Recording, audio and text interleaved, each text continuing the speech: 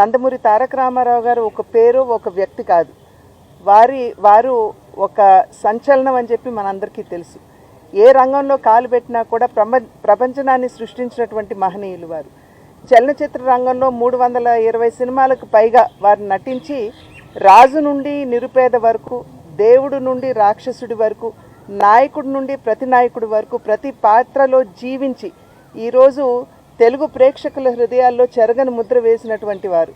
అదేవిధంగా వారు రాజకీయంలోకి వచ్చిన తర్వాత, ప్రజా ప్రస్థానంలోకి అడుగుపెట్టిన తర్వాత రాజకీయాలు కేవలం అధికారాన్ని ప్రాప్తించడానికి మాత్రమే కాదు, ఆ అధికారాన్ని సేవా మాధ్యమంగా ఏ విధంగా వినియోగించుకోవచ్చో అనేక సంక్షేమ పథకాలని ప్రవేశపెట్టి ప్రజలకి నిజంగా రాజకీయాలకి ఒక సరికొత్త నిర్వచనాన్ని పలికినటువంటి మహనీయులు వారు. చంద్రబాబు నాయుడు ఎన్టీఆర్ గారి కుటుంబం మాట్లాడటం అనేది సిగ్గు చేయడం కూడా ఈ సందర్భంగా తెలియజేసుకుంటున్నారు. ఎందుకంటే నా సహచర నటుడైన బాలకృష్ణ గారు నిన్న ట్వీట్ చేయడం చాలా బాధాకరంగా ఉంది. ఎందుకంటే ఈ రోజు ఆయన మాట్లాడిన మాటలు ఒక 2-3 మీరు గుర్తు చేసుకుంటే మీకే అర్థమవుతుంది.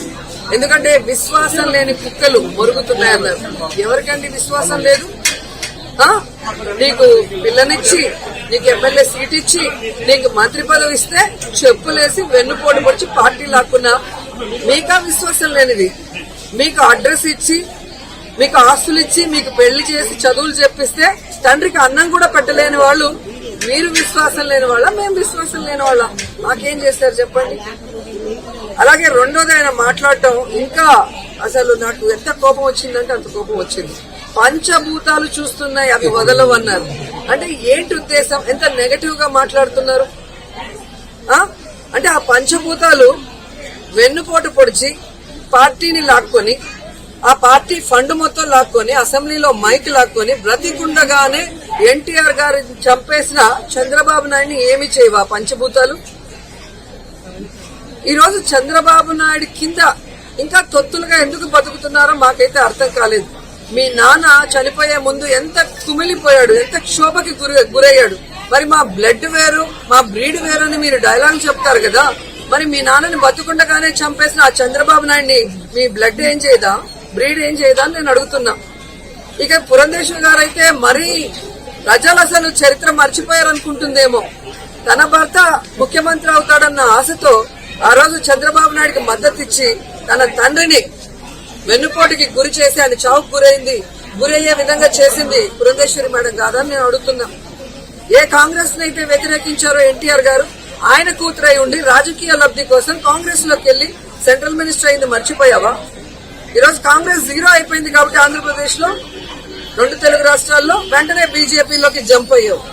మీకు రాజకీయాల కోసం ఊసరు వెల్లుల్లాగా రంగులు మార్చడమే గాని తండ్రి మీద మీకు ప్రేమ లేదనేది స్పష్టంగా అర్థమవుతుంది. నిజంగా తండ్రికి మీద ప్రేమ ఉంటే, ఆయనకి మీరు అన్నం పెట్టుంటే, ఆయన మీరు బాగా చూసుకుంటే, ఆయనకి వెన్నుపోటు పొడిచే అవకాశం చంద్రబాబు నాయుడికి ఇవ్వకపోయింటే ఈ రోజు ఎన్టీఆర్ గారు బ్రతికుండేవారు. ఈ రోజు ఇంకా పెద్ద పొజిషన్ లో ఆయన అందరూ కూడా చూసుండేవారు.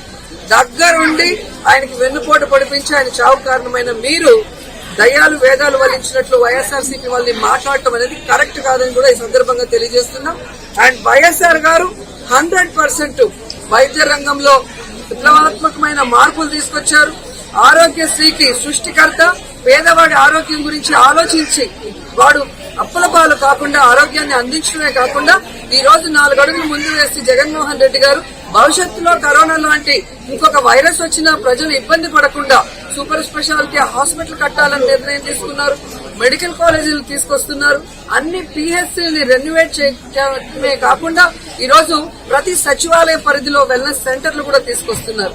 100 బెడెడ్ సిహెచ్సి హాస్పిటల్స్ అన్ని కూడా నీట్ గా రెన్యువేట్ చేసి అన్ని ఎక్విప్మెంట్స్ తో అంతా డాక్టర్స్ అంతా కూడా ఎక్కడ వేకెన్సీ లేకుండా ఫిల్అప్ చేసి సిన్సియర్ గా పేదవాడి ఆరోగ్యం గురించి ఆలోచిస్తుంటే ఇంకొకసారి ఆ కుటుంబం గురించి మాట్లాడితే మర్యాద ఉండదని కూడా ఈ సందర్భంగా తెలియజేస్తుంది.